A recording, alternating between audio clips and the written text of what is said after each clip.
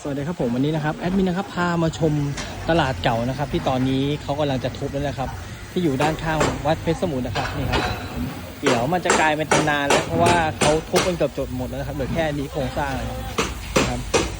เขาจะทำเป็นลานจอดรถ5 ชั้นอันนี้เป็นตลาดเก่าแก่ของเราแล้วก็หลังจากย้ายไปอยู่ตรงแถวด้านหน้านะครับตรงนี้ก็มีคนมาใช้งานน้อยเนาะตอนหลังนี่วัดคือขอพื้นที่นะครับสำหรับทำที่จอดรถเขากำลังรื้อถอนเลยล่ะ